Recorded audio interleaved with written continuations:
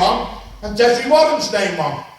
So okay, that was it. We went and we had a fabulous day, done a wonderful job of work, and we went back home. And 5 months later, I'm working on the Wrexham bypass, and I was approached by 2 detectives who said, listen Rick, we know your family background. My family background, they had no arse in their text. They were the most working class family you could come across. They lived in the heart of Liverpool, and my granddad, he was known as Black Dick, and it was because he was black. But I thought it was because he worked on the tarmac. They called him Black Dick. And my grandmother, she was like something out of a bloody Charles Dickens novel. She was 5 foot wide and 5 foot high. So they said, well, they were conservatives. They were conservatives. And I remember my eldest, I've got 3 brothers, but my eldest brother, on election day, used to go to the local polling booth and try and get a job, collecting the tickets as they came out. And in them days, you got a half a crown. You done that, you stood there all day, you got half a crown. Was it 12.5p today, something, isn't it? And one year, he went in and collected the cards for the Labour Party candidate. And he had to go and stand in front of me grandmother and explain what he'd done. He had to go and stand there like a bloody Inquisition. What are you doing collecting cards for the Labour Party? He didn't know the bloody difference. And it's unbelievable. But anyway, that's the background I come from. So he said, listen, we know your background, we know your family background, and blah, blah, blah. Never been in trouble, any of the family like that. So what we want you to do is we want you to be a prosecution witness.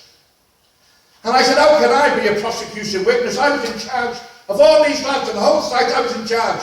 I never missed a meeting. I used to go to the meetings in the Bullington in Chester, and 9 times out of 10, I would vote against some of the proposals. And the main one I would vote against was some sites were starting to pay the £30 for a 35-hour week.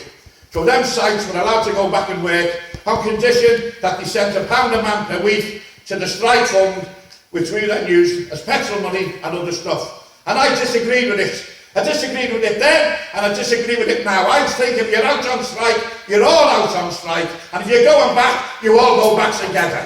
Can you imagine? Can you imagine having 2 families? Can you imagine having 2 families living next door to each other with 2 or 3 kids each, and one's working and paying £1 into a strike fund, and the others are there with nothing? It's a splitting tactic. It should never have been allowed, and it will never be allowed again in any dispute that I'm involved in. Anyway, he said to me, if you're not going to be a prosecution witness, then we'll have to charge you. And I said, well, so be it. And a few weeks later, they knocked on my door. It was dusk. Marlene had the 2 boys in front of the fire with the old tin bath, only a little council house, the fire rolling up the chimney, bathing the 2 lads ready to put them to bed. When the police came and arrested me, just said, put your coat on and off your pop, and took me to the local police station. And I didn't have a clue what was going on, and the other lads were there. And the next thing is, I should have, but I've never been in trouble with the police. As I say, I lived in the heart of Liverpool. I was no angel, believe me, I was no angel, neither were my brothers. But we never had the police to our front door in the whole of the time we lived there, because we had too much respect for Peggy Tomo for me man. We had too much respect for her.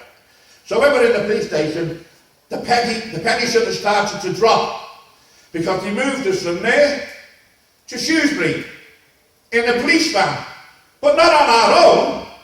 There was a police car in front of the van, and a motorcycle cop in front of him, and a police car behind, and another van behind that with Alsatian dogs in, and a motorcycle cop behind that. It was like the Greys.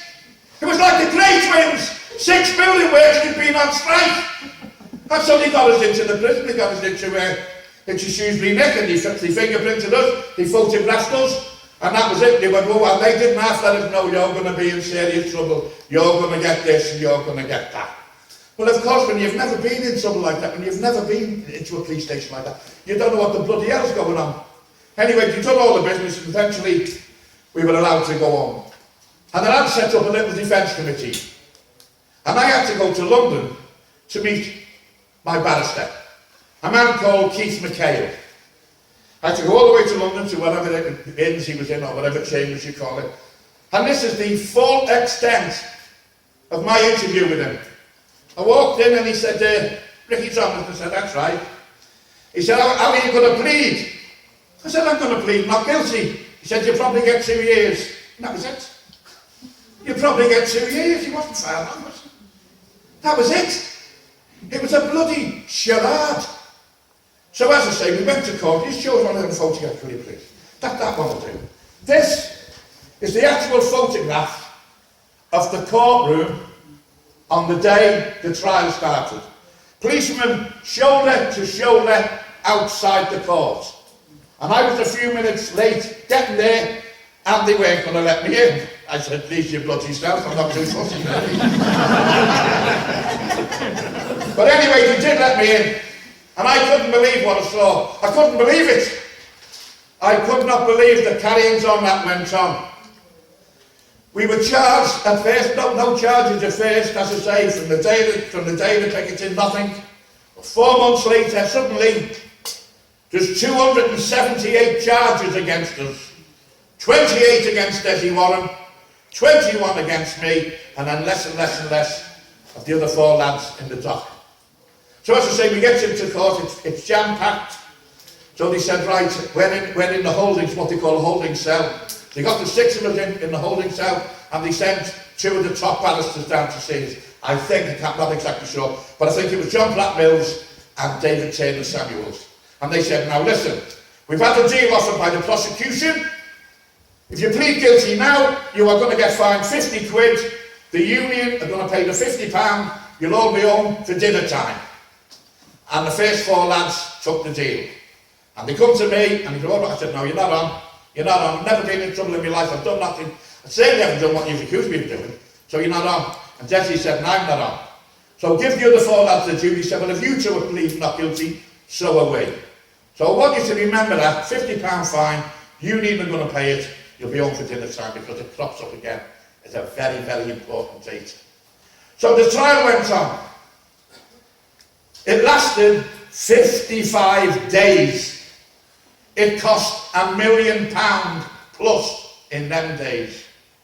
And there was 200 witnesses brought against us. Out of them 200 witnesses were 18 policemen. The 18 policemen who were on duty the day that the picketing went on. Now, I've been very lucky in my career. I've won loads and loads of awards for acting, for comedy, for what. But I tell you what, I'd swap places with any of them coppers for the performance they give. I didn't know what to do when I seen the pickets coming. I was flying for my life, the gang of shit houses. They were built like that, they were built like rugby players, they were frightened of a few building workers.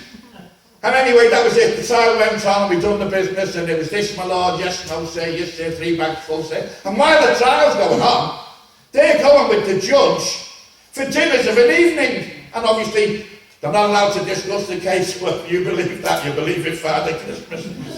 So that's the way it was. That's the way it was, 55 days. So, the jury went out, and they were out overnight, and they couldn't come to a verdict. He said to the judge, it's 8-4, it's 8-4. So his name was Judge Mays. Now, Judge Mays was rather special in one way, in the fact that he'd never been a QC. He'd been an ecclesiastical lawyer, and he'd been made up to take charge of this case. He'd never done a high-profile case before, and as I say, he had no background in criminal law like that. And you could tell right through